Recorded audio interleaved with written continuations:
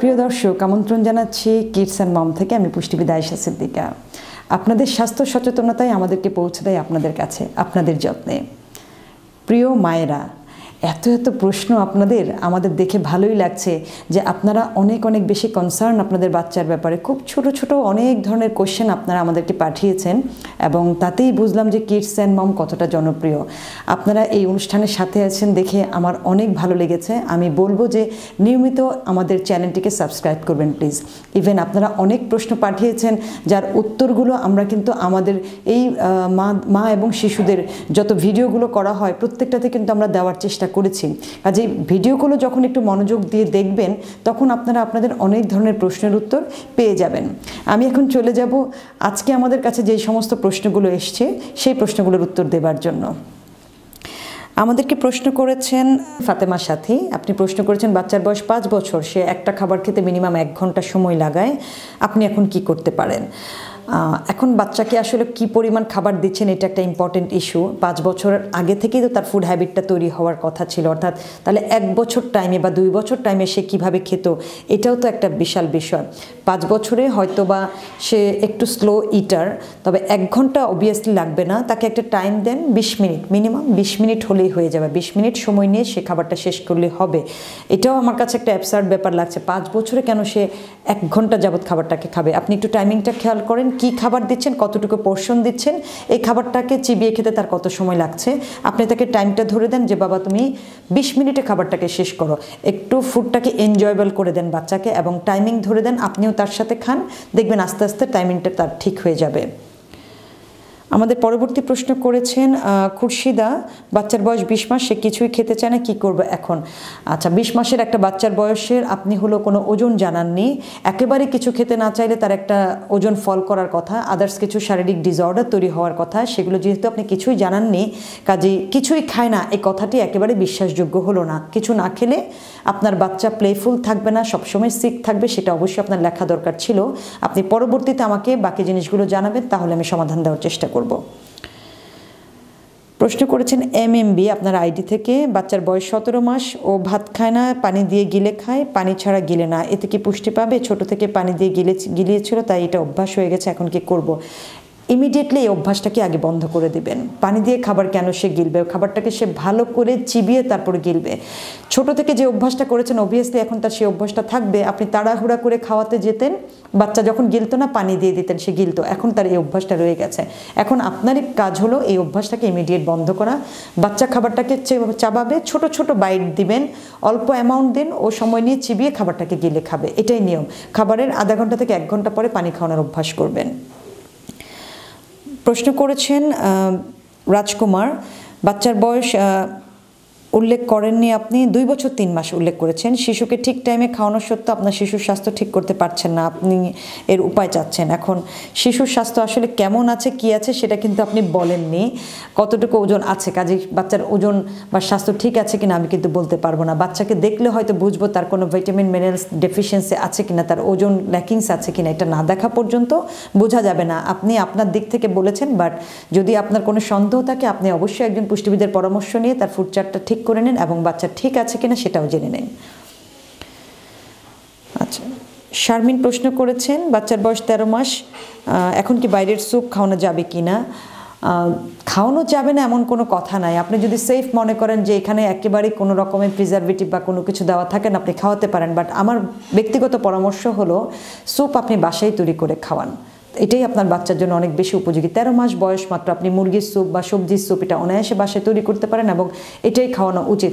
বাহিরের যে কোনো খাবার খেতে অটোমেটিক্যালি টেস্টি হয়, কারণ সেখানে টেস্ট বাড়ানোর জন্য অনেক ইনগ্রেডিয়েন্টস যুক্ত করা হয়।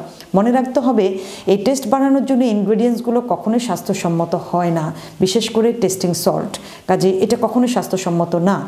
আপনি এই বিষয়টাকে মাথায় রেখে আপনার বাচ্চার খাবারটাকে বাসায় তৈরি করুন। বাচ্চাদের কত মাস বয়সে পানি দেওয়া যাবে প্রশ্ন করেছেন আমাকে নীলা নিজাম।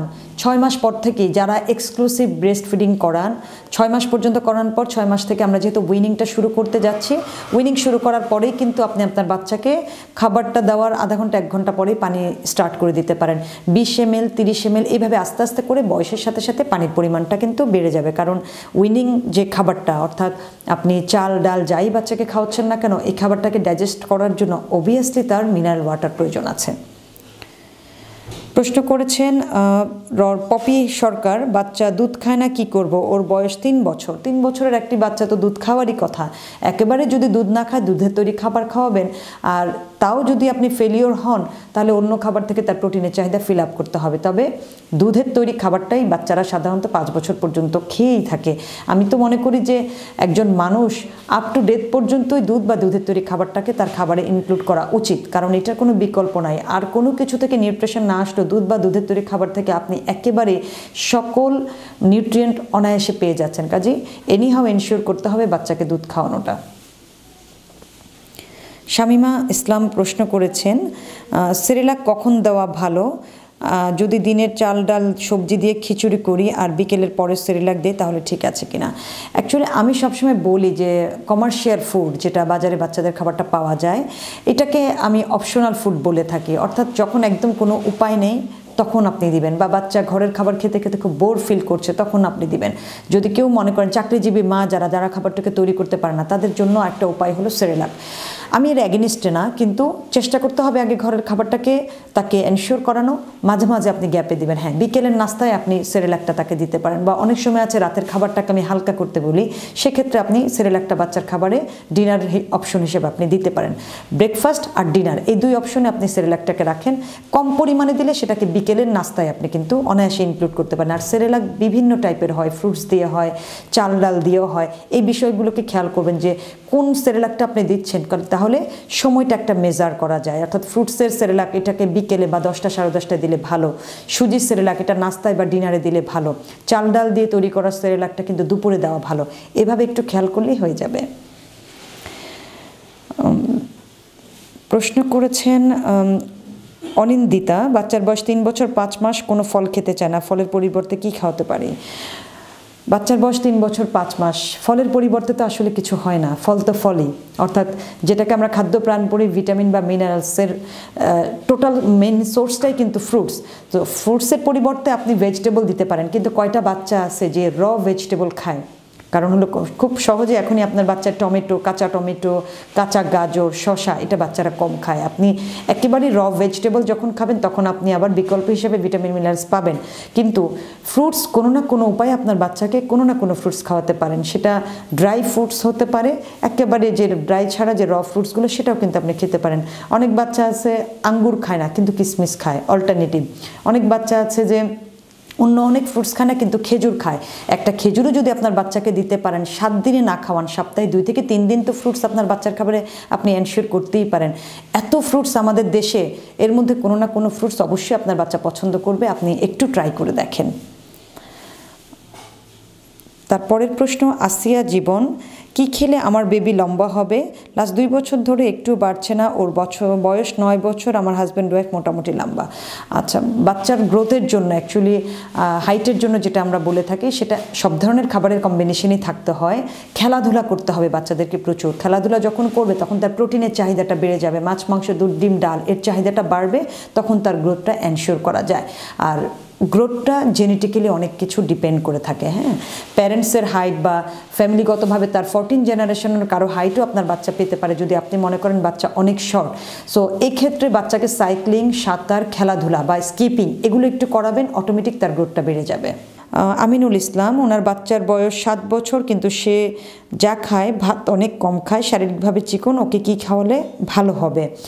আচ্ছা, 7 বছরের একটি বাচ্চা যা খায় বলতে কি খায় সেটা বলেননি, সেটা হতে পারে নুডলস, বিস্কিট, পাউরুটি, পরোটা এই টাইপের খাবার হয়তো সে খাচ্ছে, ভাত খাচ্ছে না। তাতে আপনার অরিড হওয়ার কিছু নাই।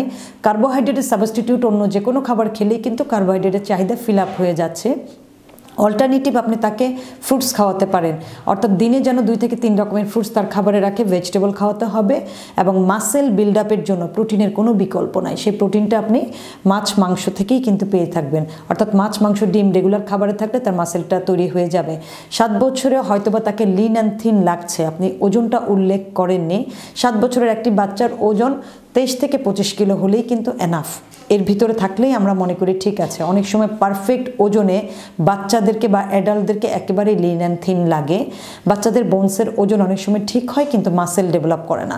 সো মাসেল ডেভেলপমেন্টের জন্য আপনি তার খাবারের প্রোটিনটাকে এনশিওর করে ফেলেন, তাহলে কিন্তু দেখবেন ঠিক হয়ে গেছে।